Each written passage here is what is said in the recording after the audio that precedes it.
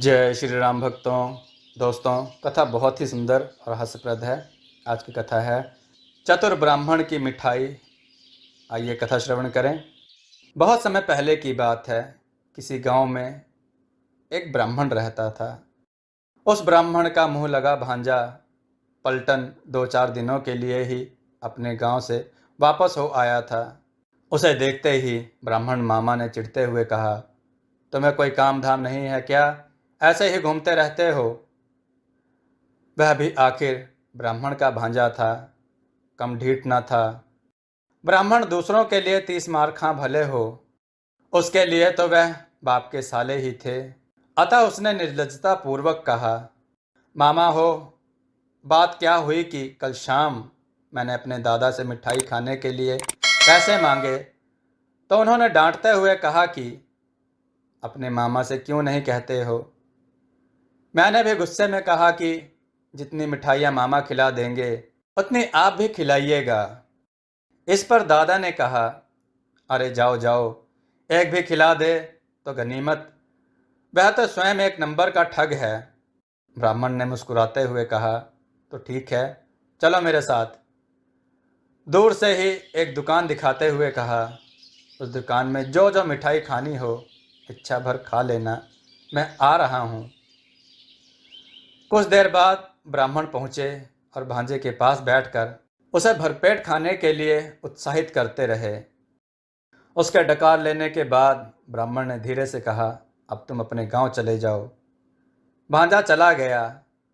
ब्राह्मण अन्य ग्राहकों से भी गांव बाजार का हालचाल पूछकर विदा होने लगे तो दुकानदार ने झट याद दिलाते हुए कहा, वह लड़का जो खाकर गया है उसके पैसे तो देते जाइए। ब्राह्मण चौंके, कौन, किसका पैसा? मैं तो अकेले ही आया था, मेरे साथ तो कोई नहीं आया था। दुकानदार ने झुंझलाकर याद दिलाते हुए कहा, अरे वही लाल बुशर्ट वाला छोरा जो आपके सामने खा रहा था और बहुत प्रेम से आपसे बतिया भी रहा था। ब्राह्मण ने उत्साहपूर्वक ठहाका लगाते हुए कहा, अरे भाई साहब, शायद आप भी ठगे गए। उसे तो मैं जानता भी नहीं हूँ। जहाँ तक बात करने का प्रश्न है वह तो मैं सबसे बतियाता हूँ। विशेषकर दूसरे ग्रामवासियों से बतियाने में मुझे अच्छा लगता है। इससे देश कोष का हाल समाचार मालूम होता है। अन्य ग्राहक भी हाँ में हाँ मिलाने लगे। दुकानदार माथा पीटता रह गया। वह लड़का तो अच्छी अच्छी मिठाइयाँ सौंध कर चला गया। घर लौटने पर ब्राह्मण की पत्नी ने बटुए में पैसे सही सलामत देखकर कहा, आप भी हद करते हैं, बेचारा किस मुंह से घर गया होगा। अपनी तो जगहसाई कराते ही हैं, उसकी भी नाक कटवा दी। ब्राह्मण ने हंसते हुए कहा, मुझे भी अपने ही मायके का समझती हो क्या? तुम्हारे पीहर में तो एक मिठाई मांगेगा तो एक ही देगा।